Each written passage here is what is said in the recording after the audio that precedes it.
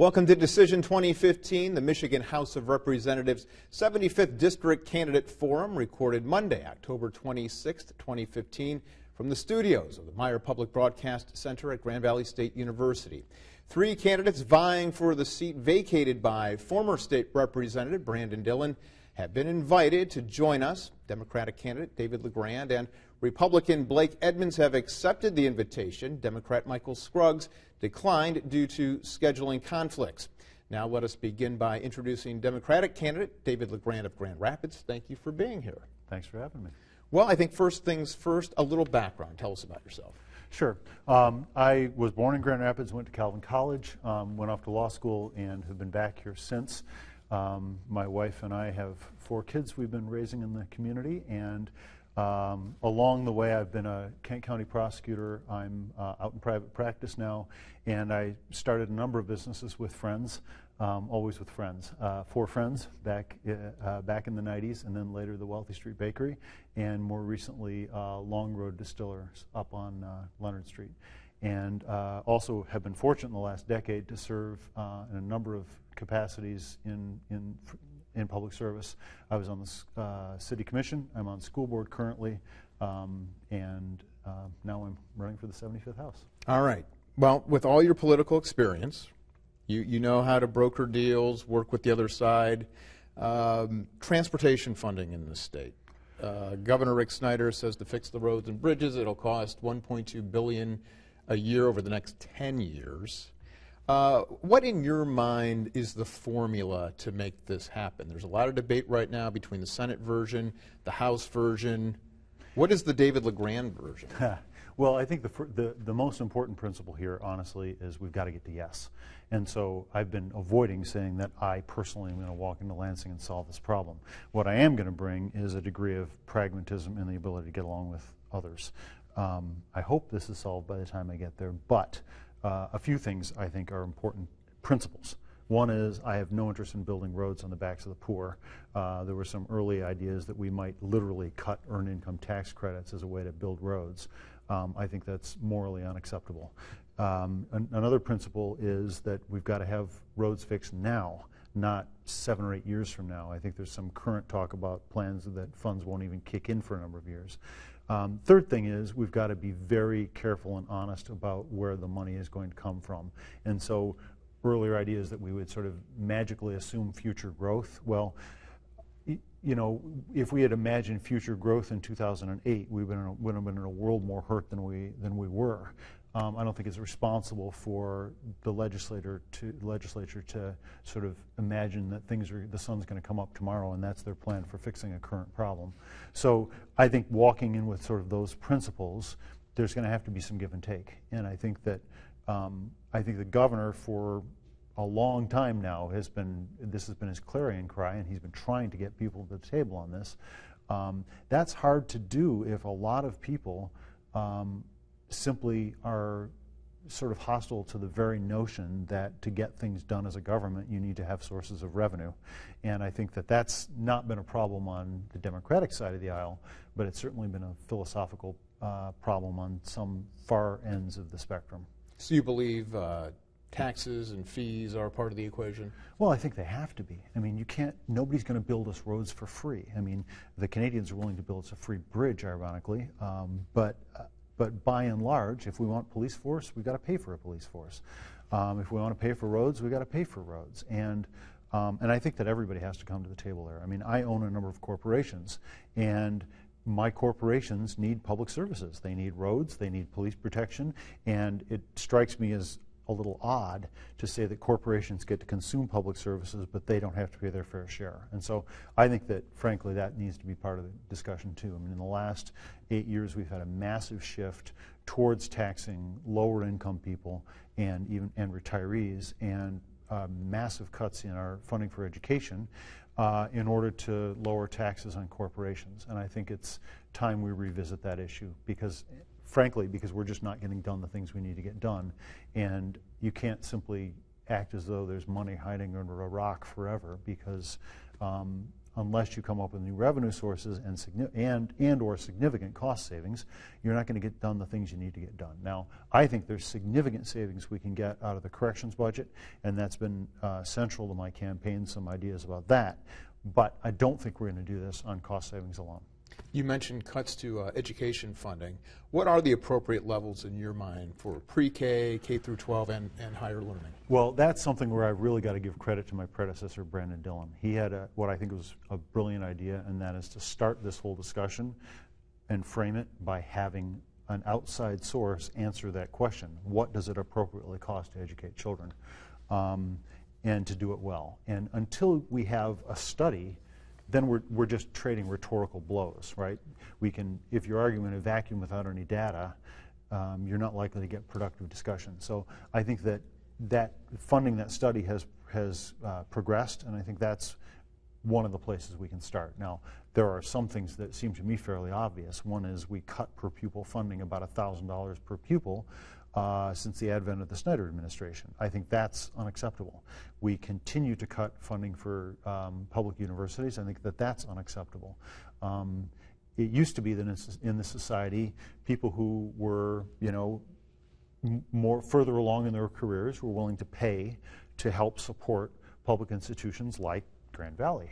And now we ask the students to do it all out of debt, and I think that's going to create a real social problem for us down the road. Shocking to me, I found out recently that student debt in this country has tripled in the last decade. Now that's just a stunning shift in who pays for education, and I think it's important that we all help people who are getting a start in life get a start, and that we help them particularly with education because it's so critical to future success. As a small business owner, is there a regulation or a policy that you would change or repeal?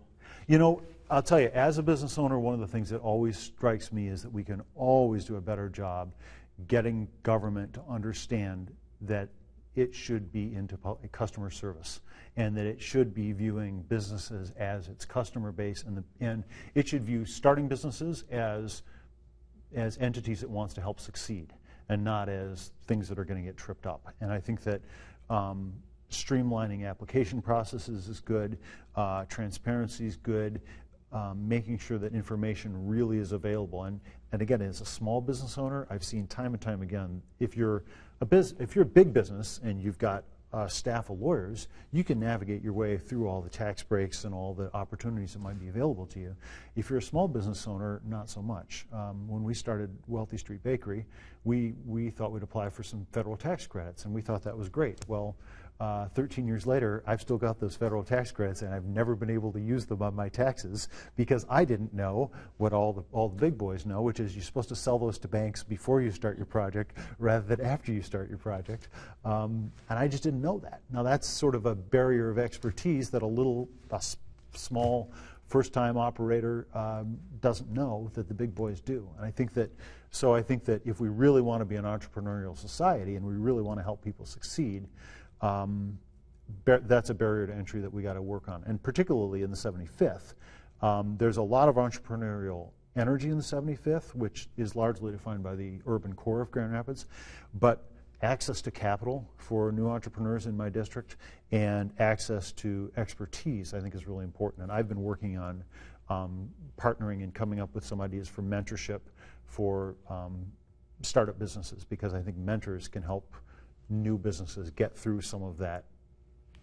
I've been bruised, I've been beat up, I've made mistakes, I've learned things along the way, which I'm happy to share with the next person that wants to start a business. But I think there are a lot of us out there in the community who can do that. And so I think building some entrepreneurial mentoring resources for community members in the 75th is something I'm excited to be working on. Is that the key for more job growth and then increased economic activity?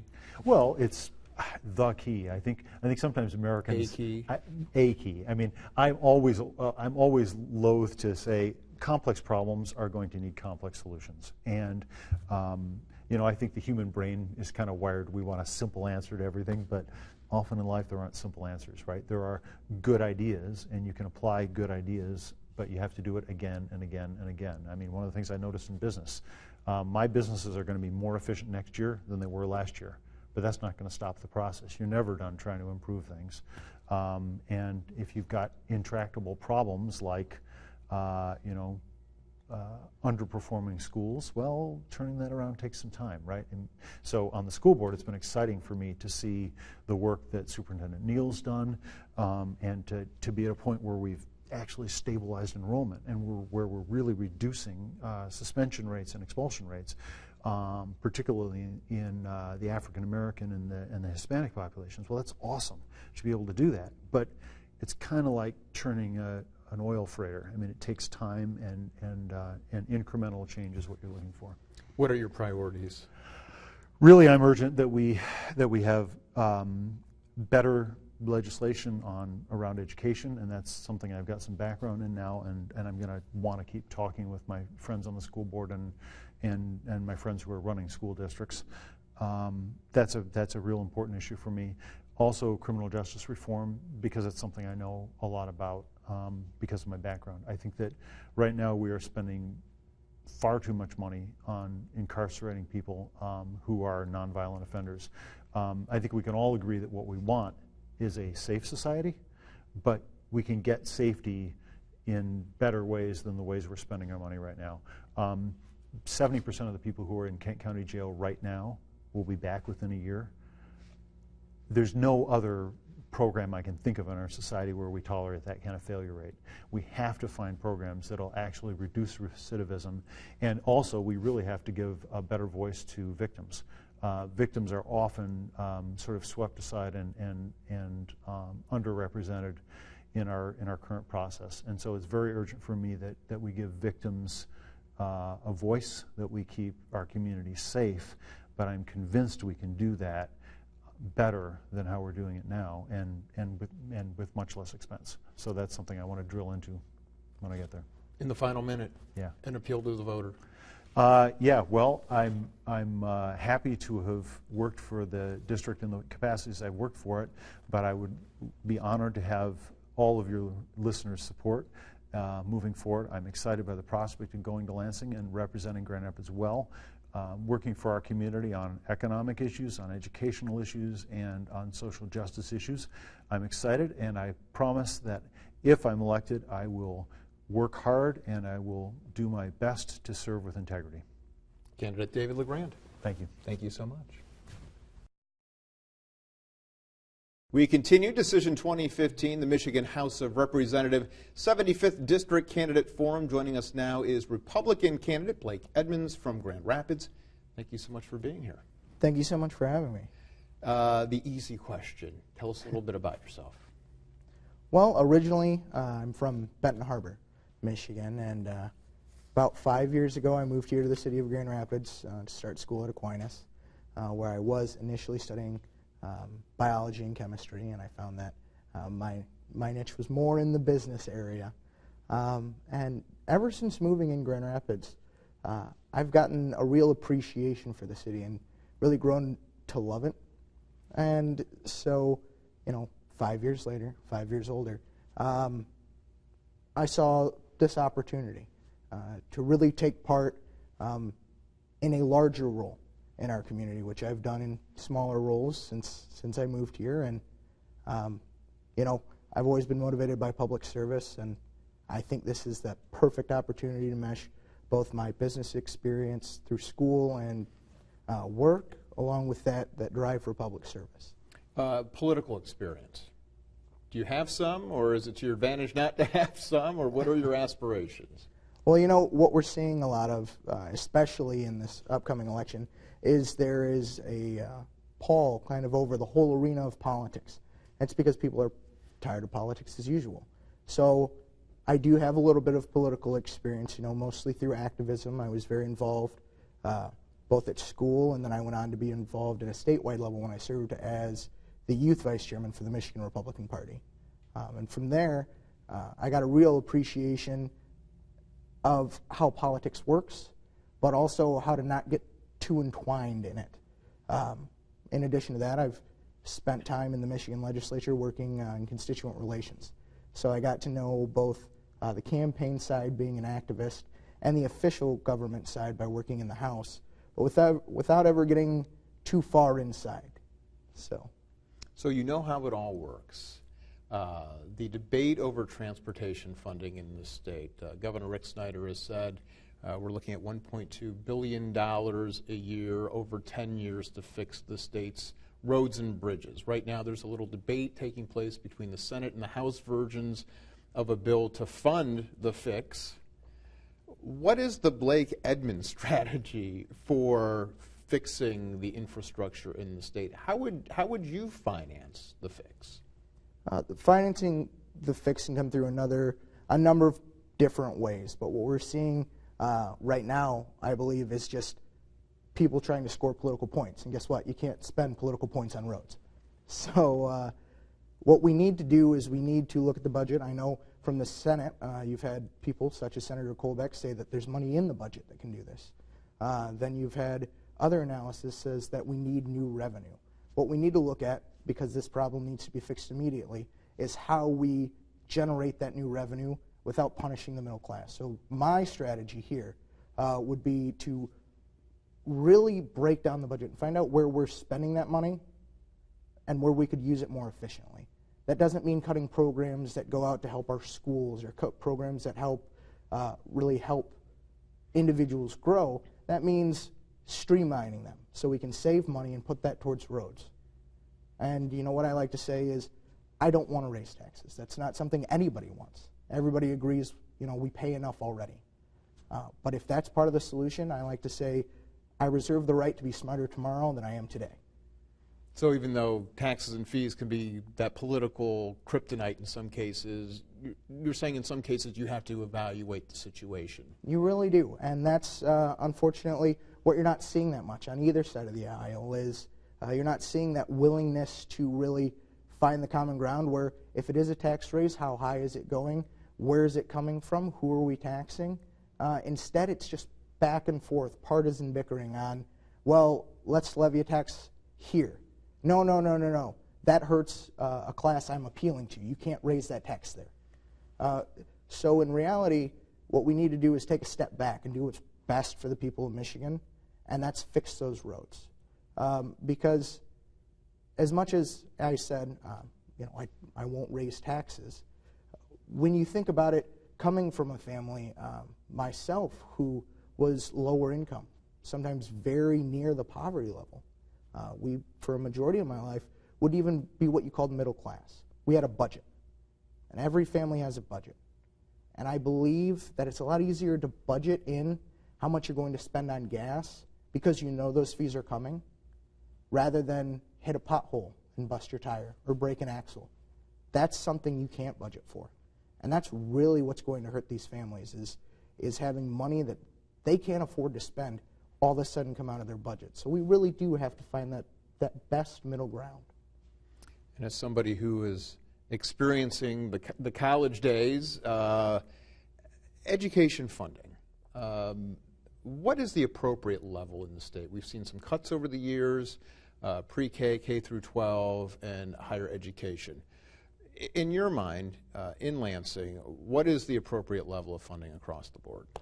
Well, our state budget is currently $54 billion. And we do spend a substantial amount on education. As a matter of fact, the most we have ever spent on education.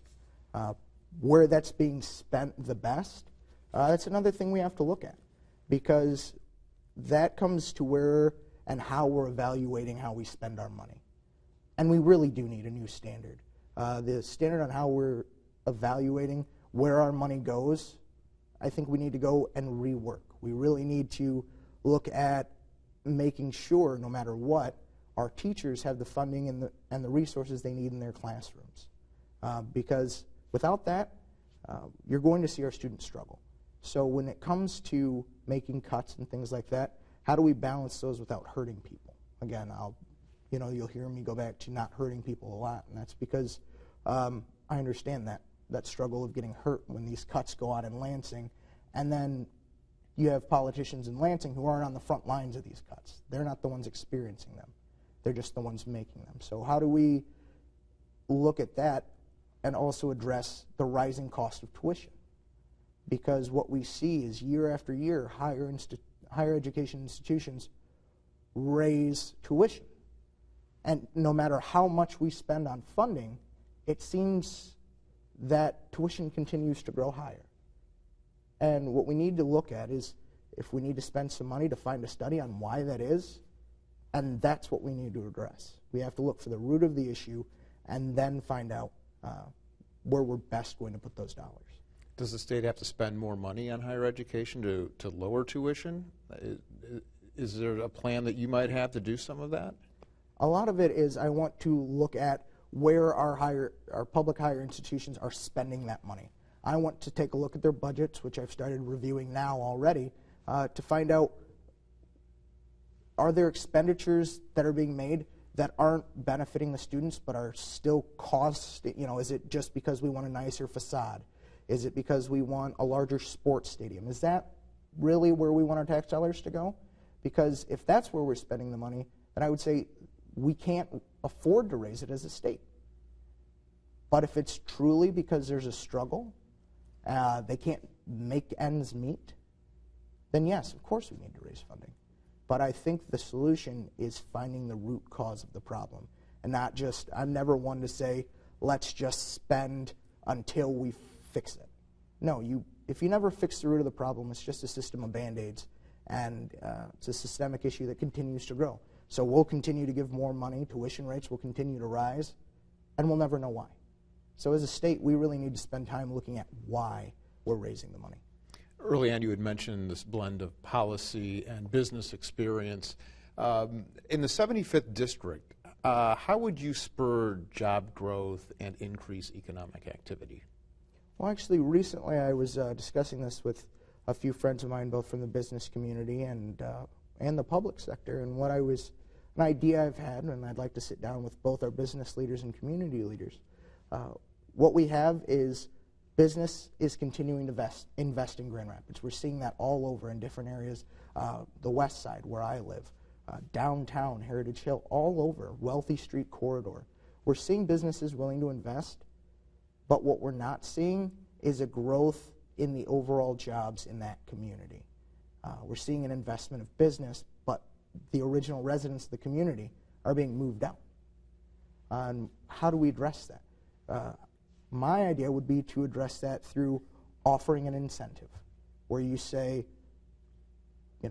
find a happy medium of how many years somebody has lived in the community and offer a business and say, hey, we'll give you an incentive to hire from within the community, whether they've lived there for 2.5 years or 5 years or 10 years, whatever we can find the best measure is, we'll give you a little break.